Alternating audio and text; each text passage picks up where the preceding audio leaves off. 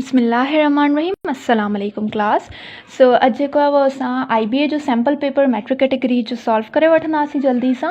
सभिनी खां पहिरीं असां इंग्लिश पोर्शन खे सॉल्व था कयूं। हाणे इंग्लिश में असांजो फर्स्ट क्वेश्चन ॾिनो वियो आहे, that is reading and comprehension.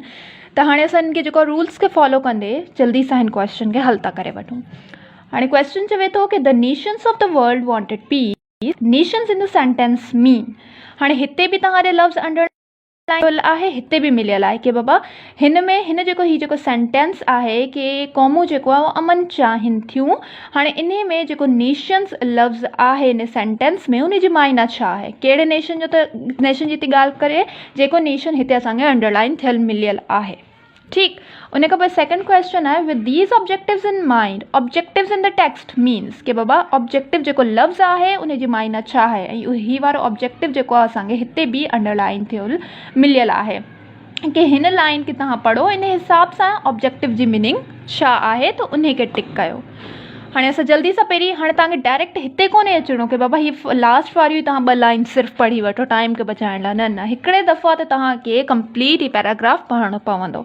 त इन करे हाणे जल्दी सां हिन पैराग्राफ खे पढ़ी वठो, फोकस किथे कंदो, हिन लास्ट जी 2 लाइन्स ते अची कंदो। The United Nations came into being in 1945 after the Second World War that ended in the spring of 1945. The war had brought misery to all the world. Millions of people had been killed and made homeless. Millions of people suffered from hunger, poverty, disease, social, economical, political, and other problems. The nations of the world wanted peace, happiness, justice, and end to the war. हाणे हिते छा थो चवे कि बाबा जेके क़ौमूं हुयूं उन्हनि छा ते चाहियो, अमनो अमान ते चाही, ख़ुशी ते चाही, हिकिड़ो जेको आहे उहो चइजे कि हक़ वारो हिकिड़ो माहौल ते चाहियो, ऐं उन्हनि चाहियो त कि हाणे जंग ख़तमु थी वञे। With these objectives in the mind, इन्हनि ऑब्जेक्टिव्स खे पंहिंजे दिमाग़ में रखंदे the nations of the world form the United nation with the headquarter in New York.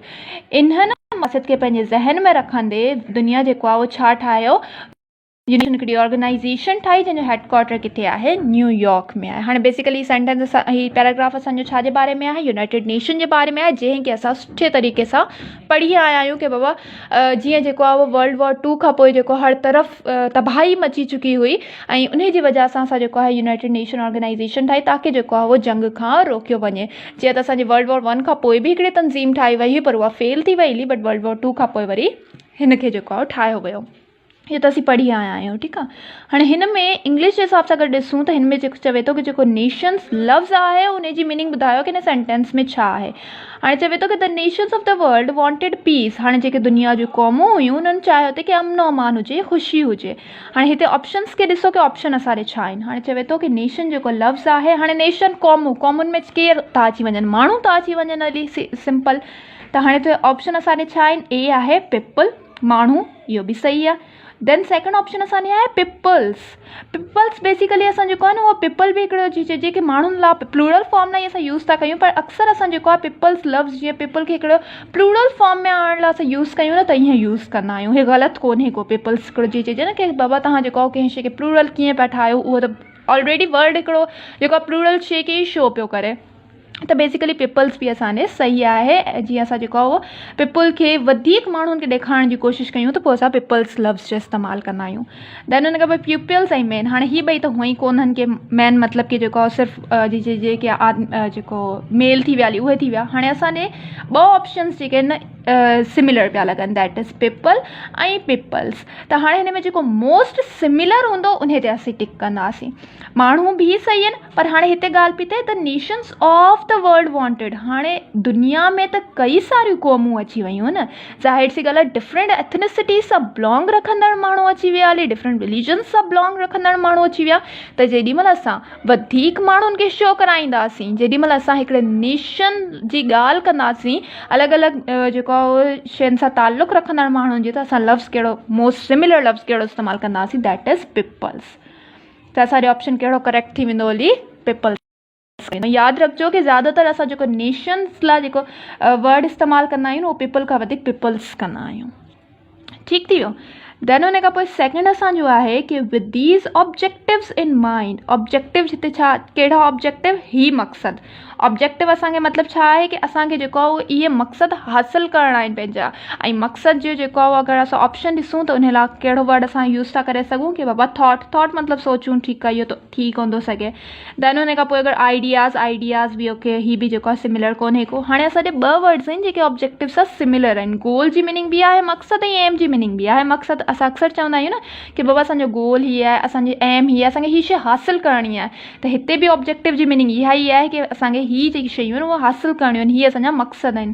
पर हाणे हिन एम्स ऐं गोल मां जेका सिमिलर वर्ड यूज़ थींदो आहे ऑब्जेक्टिव्स लाइ, उहो कहिड़ो थींदो आहे, दैट इज़ गोल्स। त इन करे असांजो कहिड़ो ऑप्शन करेक्ट थी वेंदो हली, that is option B, goals. ठीकु थी वियो। उन खां पोइ असांजे आहे meanings of synonym and antonym are based on their contextual meaning. हाणे साइनोनियम असां कंहिंखे चवंदा आहियूं, जेके सिमिलर मीनिंग वारा हुजनि लफ़्ज़, ऐं एंटोनियम जेके अपोज़िट मीनिंग हुजनि, ठीकु आहे न, जेको आहे उहो जेके साइनोनियम सेम ऐं एंटोनियम अपोज़िट। ठीकु। हाणे साइनोनियम जेको आहे उहो असांजे साइनोनियम हाणे कहिड़ो असांखे ॾिनल आहे, हूअं असांखे 5 साइनोनियम ॾिनल हूंदा, पर हिते असांखे सैम्पल पेपर में हिकिड़ो ॾिनल आहे। हाणे हिन में चवे थो कि the problem requires urgent attention. हाणे हिते जेको लफ़्ज़ अंडरलाइन थियल आहे अर्जेंट, उन जो ॿुधायो कि उन सां सेम उन जहिड़ी मीनिंग जेको आहे रखंदड़ वर्ड हिननि ऑप्शन्स मां कहिड़ो आहे। हाणे तव्हांखे हिते सिर्फ़ु अर्जेंट खे दिमाग़ में कोन्हे रखिणो, पूरे सेंटेंस खे दिमाग़ में रखिणो अथव। इन सेंटेंस जे हिसाब सां जेका मीनिंग ठहे उन ते टिक करणो अथव। हाणे चवे थो कि the problem requires urgent attention, कि बाबा हिकिड़ी का प्रॉब्लम आहे, उनखे ज़रूरी जल्दी सां अटेंशन खपे। त हाणे उन लाइ वर्ड अगरि असां ॾिसूं कि मच जो मतिलबु हूंदो आहे वधीक अटेंशन, ठीकु आहे, त इहो बि जेको आहे एतिरो सिमिलर कोन्हे। अर्जेंट जो मतिलबु आहे हींअर जो हींअर अटेंशन, मच त आहे वधीक, ठीकु। उन खां पोइ क्लोज़ अटेंशन, त क्लोज़ अटेंशन वेझो अटेंशन, ठीकु आहे, इहो बि कोन थो थी सघे। देन उन खां पोइ इम्पोर्टेंट, कि मतिलबु इम्पॉर्टेंट अटेंशन बि असांखे थोरो घणो सिमिलर लॻे थो, पर जेॾीमहिल असां हिन वर्ड खे था ॾिसूं प्रेज़िंग वर्ड जी मीनिंग, हाणे हिते तव्हांखे तव्हांजी वोकैबुलरी स्ट्रॉन्ग हुअणु घुरिजे, त तव्हां ईज़िली करे वेंदव वरी। साइनोनियम एंटोनियम अहिड़ा हूंदा आहिनि जंहिंमें तव्हांजी वोकैबुलरी स्ट्रॉन्ग आहे त तव्हां ईज़िली करे वठंदव, न त तव्हां फासी वेंदा आहियो। पर अगरि हिते असां प्रेज़िंग जी मीनिंग ॾिसूं त प्रेज़िंग जो मतिलबु बि हूंदो आहे कि बाबा जीअं कंहिं शइ ते दबाव हुजे, कि बाबा इहो ज़रूरी कमु हींअर जो हींअर ई करिणो आहे, त प्रेज़िंग जेको आहे असांखे उहा मीनिंग ॾींदो आहे। त इन करे हाणे हिते छा पियो चवे, अर्जेंट अटेंशन। प्रेज़िंग जी बि इहा ई मीनिंग आहे, हींअर जो हींअर दबाव विझी करे हींअर जो हींअर इहो कमु करिणो आहे। त असांजो ऑप्शन कहिड़ो करेक्ट थी वेंदो हली, दैट इज़ प्रेज़िंग। ठीकु थी वियो। देन उन खां पोइ सेकेंड आहे antonym. Money is not essential to happiness. हाणे हिन जी उबतड़ मीनिंग असांखे ॿुधाइणी आहे कि कहिड़ी आहे। असेंशियल जो आहे ज़रूरी, ठीकु आहे, कि जेको आहे उहो money is not essential to happiness, ख़ुशी लाइ जेको आहे पैसो ज़रूरी कोन्हे। त इन जो उबतड़ छा थी वेंदो हली, अनइम्पॉर्टेंट, इनअसेंशियल, यूज़लेस या पोइ इन्फीरियर। त हिन में असांखे साफ़ असांखे हिन जो अपोज़िट मीनिंग मिली वई, कि एसेंशियल जी अपोज़िट मीनिंग छा आहे, दैट इज़ इनअसेंशियल, गैर ज़रूरी। ठीकु थी वियो हली। त असां हिनखे टिक करे वठंदासीं। कॾहिं कॾहिं असांखे अहिड़ा सिंपल वर्ड्स बि मिली वेंदा हली। उन खां पोइ असांजे आहे स्पेल करेक्ट। हाणे स्पेल करेक्ट लाइ हमेशह बाबा यादि रखिजो कि तव्हांखे जेको आहे उहो जीअं चइजे न, वर्ड पढ़ंदे ई फर्स्ट तव्हां वर्ड पढ़ियो, भले उहो ग़लति हुजे, पर पढ़ंदे ई तव्हांखे उहो वर्ड क्लिक थी वेंदो कि लिखियलु छा आहे। जीअं फॉर एग्ज़ाम्पल हिते लफ़्ज़ आहे डेलिनेट। हाणे इनखे तव्हां जेको पंहिंजी वर्ड्स में जेको आहे लिखी वठो। फॉर एग्ज़ाम्पल तव्हां पढ़ियो कि इहो लफ़्ज़ लिखियलु आहे, हाणे रफ पेपर ते तव्हांखे इन जी मीनिंग, इन जो जेको जीअं चइजे न स्पेलिंग ईंदी हूंदी। हाणे घणनि खे अगरि नथी अचे त उहा ॿी ॻाल्हि आहे, पर अगरि ईंदी आहे, इहो लफ़्ज़ तव्हांखे किथे ॿुधियलु आहे, त फर्स्टली तव्हां पाण उन लफ़्ज़ जी जेको आहे उहो स्पेलिंग लिखी वठो, ठीकु आहे, डेलिनिएट। उन खां पोइ तव्हां ॾिसो कि ऑप्शन में छा इहा स्पेलिंग इन वर्ड जी आहे या कोन्हे का। ईअं छाजे लाइ करिणो आहे, छो जो बाबा अक्सर जेको न असांखे वर्ड जी स्पेलिंग ईंदी बि आहे, पर असां जंहिं महिल ऑप्शन्स खे ॾिसंदा आहियूं न, त पोइ असां ऑप्शन्स में कंफ्यूज़ थी करे इवन जेका असांखे वर्ड जी स्पेलिंग ईंदी बि हूंदी उनखे ग़लति करे ईंदा आहियूं। इन करे जीअं ई फर्स्ट ऑप्शन पढ़ियो, अगरि इहो वर्ड तव्हांखे पहिरीं पढ़ियल आहे त उनजी ख़ुदि स्पेलिंग पाण लिखी वठो। पोइ मैच कयो छा अहिड़ी स्पेलिंग हिननि ऑप्शन्स में आहे, अगरि आहे त डायरेक्ट उन ते टिक करे छॾियो। कोन्हे का त पोइ मतिलबु कि तव्हांखे जेको आहे उहो पक कोन्हे का, इहो तव्हांजो लफ़्ज़ कोन्हे ॿुधल, पोइ तव्हांखे हिननि मां ॾिसणो पवंदो। ठीकु थियो। हाणे जीअं फॉर एग्ज़ाम्पल मूं हीउ लफ़्ज़ ॾिठो, मूंखे क्लिक थियल हो त मूं हिते लिखी छॾियो। हाणे इन सां इहो जेको आहे सिमिलर कंहिंसां आहे, त हाणे ॾिसो ऑप्शन बी ए में जेको आहे इहा ई स्पेलिंग आहे, न कोन्हे का। ऑप्शन बी में इहा ई सेम आहे, त इहा ई आहे, त इन ते ई टिक करे वठंदासीं। ठीकु थी हली। डेलिनिएट जी मीनिंग हूंदी आहे बयानु करणु, यादि रखिजो।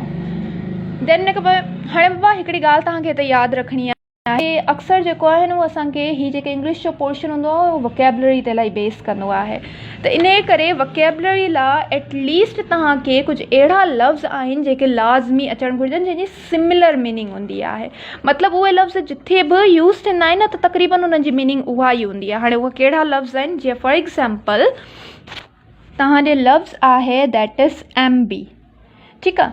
हाणे MB या पोइ MFI, हाणे इहो लफ़्ज़ जहिड़े बि वर्ड में यूज़ थियल हुजे उन जी मीनिंग किथे न किथे रिज़ेम्बल कंदी हूंदी बोथ या पोइ डबल सां, ठीकु आहे। फॉर एग्ज़ाम्पल असांजे लफ़्ज़ आहे हिकिड़ो एम्फीबियंस, एम्फीबियंस, ठीकु आहे। हाणे हिते छा लफ़्ज़ आहे एम्फी, एम्फी वर्ड में जेको आहे उहो जेको आहे उहो लफ़्ज़ आयो आहे दैट इज़ एम्फी। हाणे एम्फी जी मीनिंग छा आहे, दैट इज़ बोथ या डबल। त हिते एम्फीबियन जी बि किथे न किथे जेका मीनिंग हूंदी उहा छा हूंदी, डबल सां ई रिलेटेड हूंदी। जीअं एम्फीबियन जी असांजे मीनिंग छा आहे, दैट इज़ डुअल नेचर, मतिलबु ॿ नेचर रखण वारो।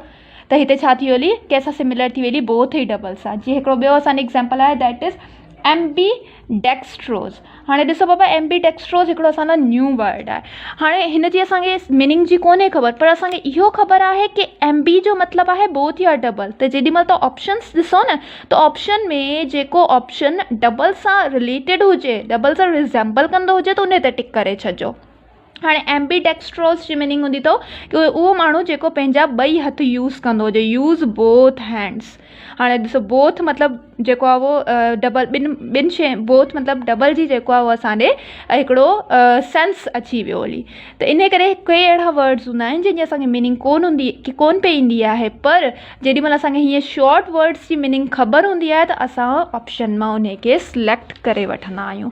फॉर एग्ज़ाम्पल जीअं असांजे वर्ड आहे त लफ़्ज़ जंहिं बि वर्ड में हुजे त उन जी मीनिंग हूंदी आहे नॉट, ठीकु आहे। हाणे ही को परफेक्ट ईअं कोन्हे की तव्हांखे अहिड़ा ई के लफ़्ज़ मिलंदा, पर एटलीस्ट असांखे अगरि असांजे जे टाइम जी शॉर्टेज आहे त असांखे एटलीस्ट A खां वठी Z ताईं जेके इहे शॉर्ट वर्ड्स आहिनि जंहिंजी मीनिंग सेम हूंदी आहे त एटलीस्ट असांखे उहे यादि हुजनि।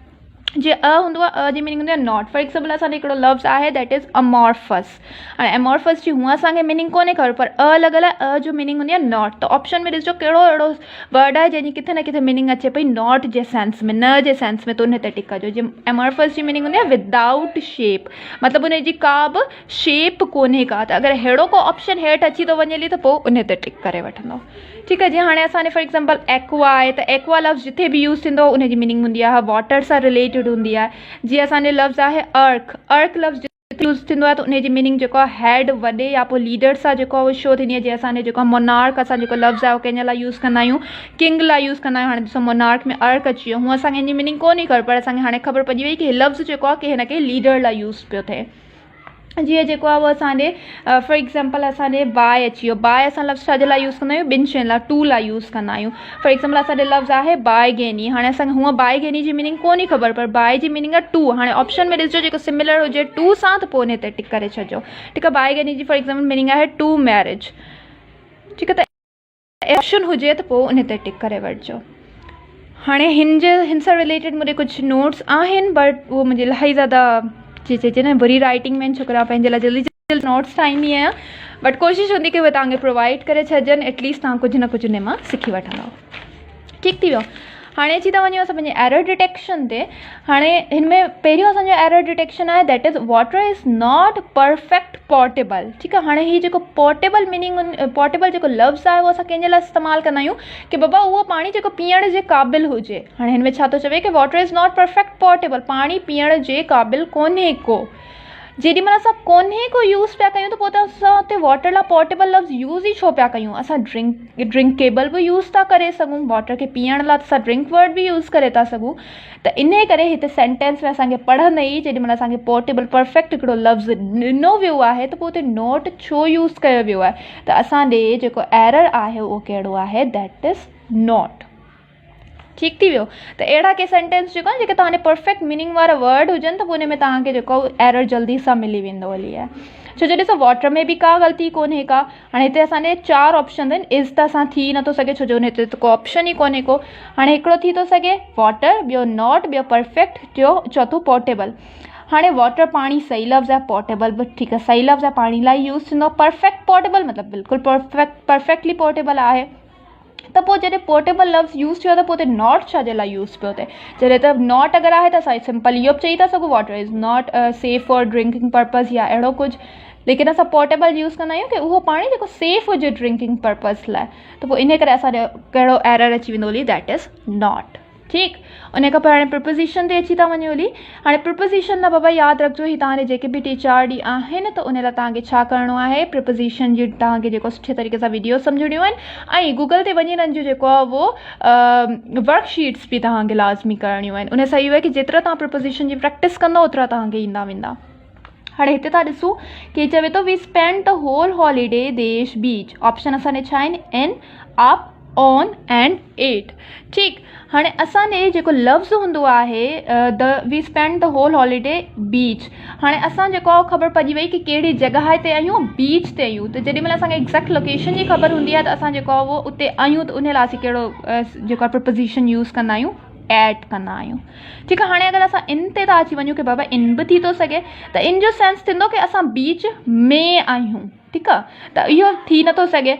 हाणे अप जेको आहे, अप ऐं ऑन जेको न असां अबव सर्फेसिस लाइ यूज़ कंदा आहियूं। ठीकु आहे जी, जेको ऑन बि असांखे किथे न किथे थी थो सघे, ऑन बीच ते आहियूं, पर असां उन लाइ अबव सर्फेसिस लाइ यूज़ कंदा आहियूं।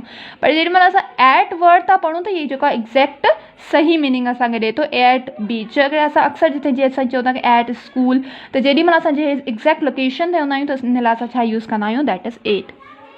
देन इन खां पोइ सेंटेंस स्ट्रक्चर में which one of these complete sentence, हाणे हिननि मां ॾिसो कि कहिड़ो कंप्लीट सेंटेंस आहे। स्टॉप सही आहे, बीह रहो।